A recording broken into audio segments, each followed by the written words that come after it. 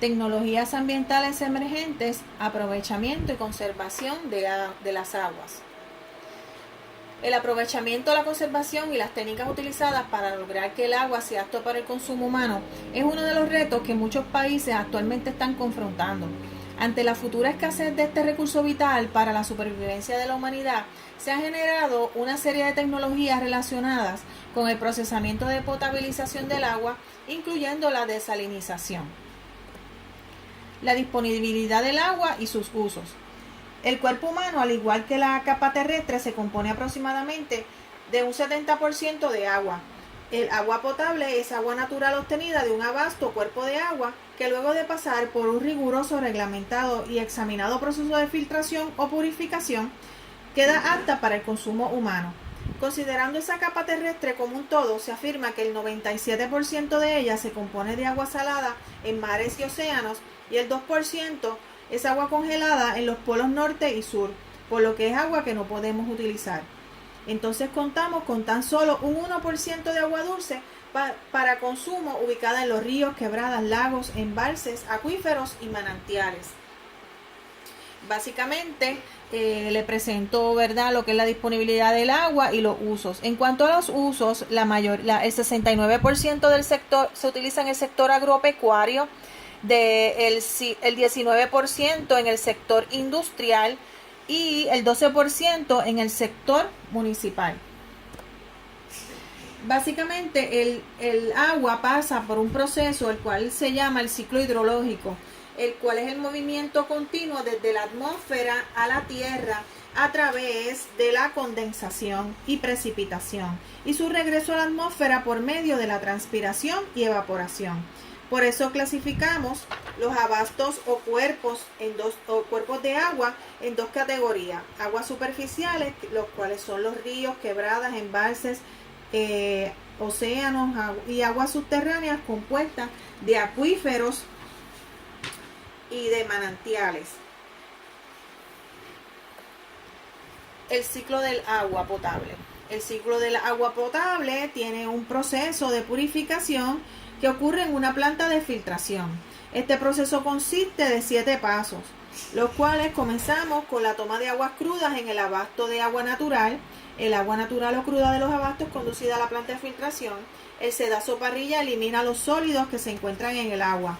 El paso número 2 es la aireación, que consiste en exponer el agua al aire en forma de rocío para que el oxígeno entre y elimine minerales de hierro, manganeso, que le producen al agua el color, olor y sabor.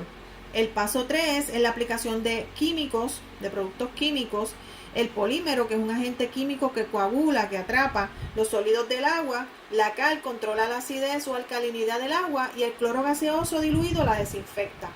Y la sedimentación, que es el paso número 4, es la separación física por gravedad de los sólidos del agua, flóculos o masas de coágulos. Los mismos se asientan en el fondo de un tanque sedimentador para obtenerse agua clara en la superficie. El paso número 5 es la filtración, que consiste en pasar el agua clara obtenida en la superficie del sedimentador por unos filtros de piedra, grava, arena y carbón. De esa forma se remueve la totalidad de los sólidos presentes en el agua. El paso número 6 es la desinfección, que el agua es filtrada. El agua filtrada es desinfectada con cloro gaseoso diluido para destruir los microorganismos presentes. Un residual de cloro queda en el agua mientras recorre la tubería hasta llegar a la comunidad. Este residual es una protección y una garantía de lo que es la calidad del agua. Y por último está la distribución, que el agua filtrada y clorada está apta para el consumo humano y llega a la comunidad a través de una red de tuberías, estaciones de bombas para impulsarla, reguladores de presión, estaciones de muestreo de calidad y tanques de almacenaje y distribución. La calidad química y bacteriológica del agua potable es garantizada a través de los análisis que se realizan en unos laboratorios certificados. Además es regulada e inspeccionada por la Ley de Agua Potable Segura de la Agencia de Protección Ambiental EPA, y en Puerto Rico es monitoreada por el Programa de Agua Potable del Departamento de Salud a través de la ley para proteger la pureza del agua potable. La conservación del agua es fundamental, por lo que se debe mantener libre de contaminación y ahorrarla. Actualmente este preciado líquido, ¿verdad?, está en crisis según un informe mundial de las Naciones Unidas sobre el desarrollo de recursos hídricos, soluciones basadas en la naturaleza, gestión de agua, e informa que la demanda mundial de agua se ha estimado en alrededor de 4.6 kilómetros cúbicos al año y se prevé que aumente de un 20 a un 30%. La demanda del agua está directamente relacionada con lo que es el crecimiento de la población, el desarrollo económico y los patrones de consumo cambiantes. El uso del agua doméstico representa aproximadamente un 10% de las extracciones de nivel de agua mundial, de las aguas subterráneas utilizadas principalmente para la agricultura. Ascendieron 800 kilómetros cúbicos al año en la década del 2010, siendo los países en orden descendente India, Estados Unidos, China, Irán y Pakistán, representando un 67% de las extracciones totales del mundo entero, y se espera que la demanda mundial para la producción agrícola y la energía, principalmente la alimentación y electricidad, ambas con un uso intensivo de agua, aumenten aproximadamente un 60 y un 80% respectivamente para el 2025. El agua como un recurso natural renovable, fundamental para la vida humana y para los procesos de producción ante la contaminación y la sobreexplotación por encima de su capacidad de recarga, se convierte en un recurso escaso debido a que su distribución en el planeta no es equitativa, ya que depende de la dinámica del ciclo hidrológico y porque gran parte de la población mundial está localizada en áreas con problemas hídricos de un nivel moderado a alto. De ahí la importancia de identificar, validar y difundir aquellas tecnologías que hagan más eficiente la forma de captación, almacenaje, distribución, conservación y que contribuyan al uso racional, que a su vez sea un factor clave en los procesos del desarrollo rural y manejo de los recursos naturales en los ecosistemas. Es entonces que el valor del agua se vuelve mayor cuando como factor de producción influye en la vida, en la seguridad alimentaria y la seguridad hídrica, a la vez que se convierte en el principal medio por el cual se manifiestan los impactos del cambio climático. Las actividades humanas han venido cambiando el ciclo del agua, lo cual ha llevado a que generen diferentes ciclos artificiales o antrópicos que no solo modifican su circulación, sino que implican una modificación de sus características. Y dentro de estas actividades se destacan la forma de trabajar la agricultura, las acciones de deforestación, la construcción de represas, el mayor uso de agua subterránea, la sustracción de agua de los ríos y los acelerados procesos de urbanización. Bajo estos supuestos se hace necesario reforzar el trabajo de aprovechar el agua, bajo un enfoque más sistemático y ecosistemático, en un contexto de cambio climático, en donde aprovechen los avances e investigaciones tecnológicas que para el sector del agua se han desarrollado. Estas tecnologías se deben hacer en base a las condiciones socioeconómicas de la población, las características de la fuente y del conocimiento y operación que se tiene del sistema.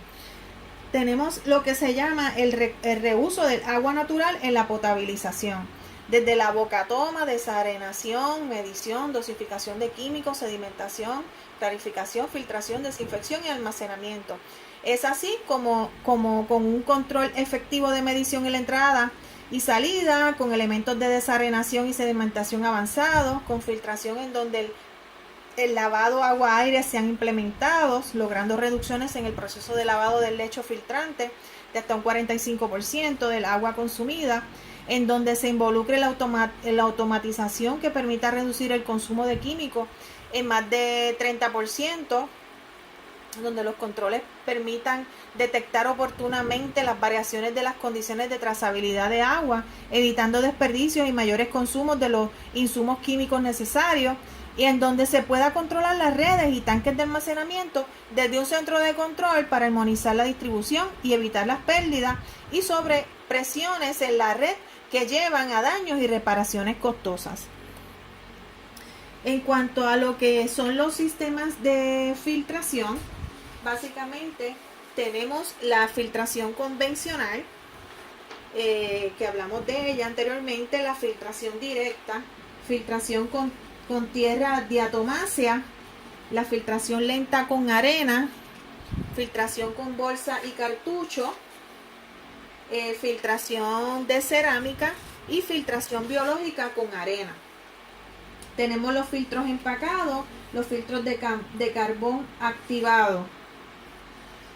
En este caso incluyo una tabla donde está la filtración convencional, se incluyen las diferentes tecnologías como los filtros de arena, cuya aplicación está, para los sedimentos suspendidos, la remoción media de bacterias y materia orgánica. El manejo de estos sistemas de filtro de arena son sencillos, el costo es bajo de inversión en la infraestructura y de manejo. El costo es elevado del terreno. En cuanto a las limitantes, remueven el 80 al 90% de las bacterias y el 60% de materia orgánica requiere gran superficie. En cuanto a los filtros de tierra de atomasia, la aplicación es para remoción de turbiedad y bacterias. Es sencillo el manejo, los costos bajos de inversión y de manejo, y los limitantes que son útiles en caso de poca turbiedad y bajos conteos bacterianos. No retiene materia orgánica. En cuanto a los filtros de carbón activado, la aplicación es la remoción de materia orgánica y bacteria. El manejo es sencillo y los costos bajos de inversión, es medio de mantenimiento. Los limitantes es que la generación de residuos continua, la renovación del filtro no remueve bacterias ni nitratos. Luego le sigue lo que es la desinfección, que debido a la presencia de microorganismos patógenos en agua, que el agua genera, más de las veces problemas agudos, se da mucho énfasis en lo que es la desinfección del agua una vez que está químicamente apta para el consumo humano. La desinfección mata, inactiva los organismos causantes de enfermedades, más la efectividad de la desinfección se juzga por la capacidad de controlar a los organismos indicadores, que son las bacterias coliformes totales y fecales. Estos organismos son inocuos al ser humano, pero su presencia indica que los organismos patógenos pueden estar presentes o haber sobrevivido a la desinfección. Como sustancia viable para la desinfección existe el cloro, por medio de clorogas, el hipoclorito de sodio, el hipoclorito de calcio, la cloramina, el ozono. También se usa la irradiación con luz ultravioleta de baja longitud de onda. En cuanto a la cloramina, las aplicaciones utilizan la desinfección, el manejo es sencillo con medidas adicionales de seguridad, el costo es bajo de inversión y medio de mantenimiento. La generación, en cuanto a los limitantes, la generación de subproductos. En cuanto a la cloramina, la aplicación es de la desinfección, el manejo es sencillo con medidas adicionales de seguridad. El costo es medio de inversión y de mantenimiento. Y los limitantes es el poder de desinfectante,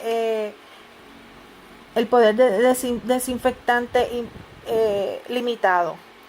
El ozono, en cuanto a la desinfección, se utiliza la desinfección, el manejo es complejo, el costo es elevado de operación y los limitantes es el escaso poder residual. Y la luz ultravioleta se utiliza para la desinfección también. La operación y mantenimiento es sencillo y los costos medios de inversión y de operación. Y no previene el recrecimiento, no genera poder residual. También tenemos unos filtros, lo que son los filtros de membrana. En cuanto a los filtros de membrana, básicamente se utilizan casi siempre en lo que son las aguas residuales. Los filtros de membrana utilizan la microfiltración, que es la remoción de sólidos disueltos, algunas especies de bacterias. La operación es sencilla, el costo es moderado de inversión y operación. La limitación, desperdicio de agua, descomposición de la membrana. La ultrafiltración remueve lo que son los virus, bacterias y materia orgánica. El manejo es sencillo posible y la automatización. En cuanto al costo es elevado de inversión y de operación. Y se limita en desperdicio. La limitación son los desperdicios de agua y la descomposición de la membrana. La nanofiltración, que remueve virus, bacterias y materia orgánica. El manejo es sencillo, automatización posible. El costo es muy elevado de inversión y de operación. Y el desperdicio, los límites del desperdicio de agua y la descomposición de la membrana. Y por último, la osmosis inversa, que remueve virus, bacterias, parásitos materia orgánica, el costo es muy elevado de inversión y operación, y la desperdicio de agua, que las limitaciones en la descomposición de la membrana y la descomposición de la membrana. Otros reusos de agua está también lo que es el reuso y el tratamiento y reuso de aguas residuales.